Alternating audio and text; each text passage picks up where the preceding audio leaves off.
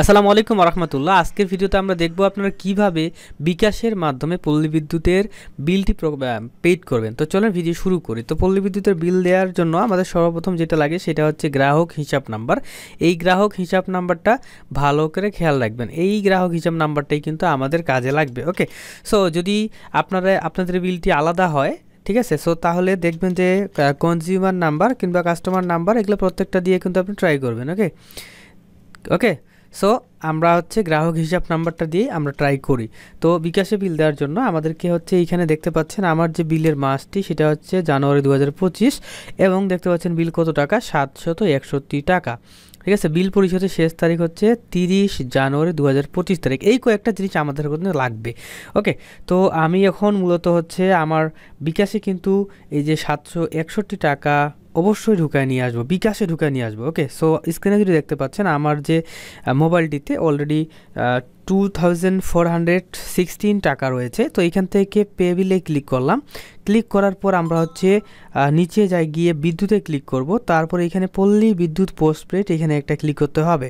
Click করার পর দেখতে পাচ্ছেন বিল সময়সীমা এখানে ডিসেম্বর 2024 আছে। এখানে ক্লিক করে আমাদেরকে জানুয়ারি 2024 করে দিতে হবে, 25 করে দিতে হবে। কেননা আপনারা আমার বিলের কাগজে দেখেছিলেন যে জানুয়ারি 2025-এর বিল, তার জন্য ওইটা জানুয়ারি 2025 করে দিলাম। এখন SMS হিসাব নাম্বার কোনটা, এই যে দেখতে পাচ্ছেন স্ক্রিনে একটু লক্ষ্য করেন, এই যে গ্রাহক হিসাব নাম্বারটা এইটাই হচ্ছে SMS হিসাব নাম্বার। এটা এখানে বসায় দিব, সিম্পল বিষয়। আর ভিডিওতে অবশ্যই একটা লাইক করে দিবেন।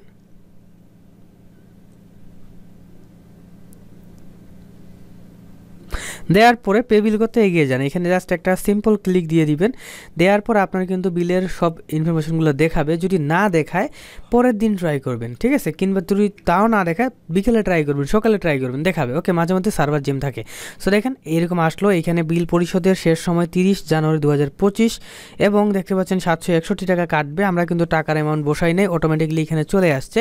সো বিলের কাগজে যদি 761 টাকা এবং এইখানে 761 টাকা দুটো একই থাকে তাহলে ঠিক আছে। এবং বিল পরিশোধের শেষ সময় বিলের কাগজেও 30 জানুয়ারি 2025 তারিখ এবং এইখানেও 30 জানুয়ারি 2025 তারিখ লেখা থাকে, তাহলে সব ঠিক আছে। আপনি পরের ধাপে যেতে টেপ করুন, একটা ক্লিক করবেন। ক্লিক করার পরে এখানে সিম্পল বিষয়, আপনাকে হচ্ছে আপনার যে পাসওয়ার্ডটি, পিনকোডটি, এই পিনকোডটি কিন্তু এখানে বসাইতে হবে। সো আমি এখানে একটা পিনকোড বসাচ্ছি। তো পিনকোড বসানোর পর পিন কনফার্ম করুনে ক্লিক করতে হবে। পে বিল করতে টেপ করে ধরে রাখুন, এখানে হচ্ছে ঠাসে ধরে থাকতে হবে। সঙ্গে সঙ্গে দেখবেন আপনার হচ্ছে বিলটি কিন্তু সাকসেসফুল হয়ে গেছে। দেখতে পাচ্ছেন আপনার পে বিল সফল হয়েছে। তো এইভাবেই হচ্ছে মূলত বিলটি পেমেন্ট করতে হয়। তারপরে পরবর্তীতে ক্লিক করবেন এবং রিসিট ডাউনলোড করুন একটা ক্লিক করবেন। ক্লিক করার পরে হচ্ছে আপনার রিসিটটি গুগল ক্রোম ব্রাউজারকে সিলেক্ট করে দিবেন, ঠিক আছে, এবং SMS-গুলো আসবে, আসুক, সমস্যা নাই। এখন এইখানে অটোমেটিকলি আমাদের কিন্তু রিসিপ্টটি ডাউনলোড হবে। আমরা একটু ওয়েট করি। এই যে দেখেন, আমি যদি রিসিটটাকে একটু ওপেন করে আপনাদেরকে দেখাই, তো সেই ক্ষেত্রে আমার কিন্তু দেখতে পাচ্ছেন বিল দেওয়া কমপ্লিট। তো এইভাবেই মূলত হচ্ছে পল্লী বিদ্যুতের বিলটি প্রদান করতে হয়। আল্লাহ হাফিজ।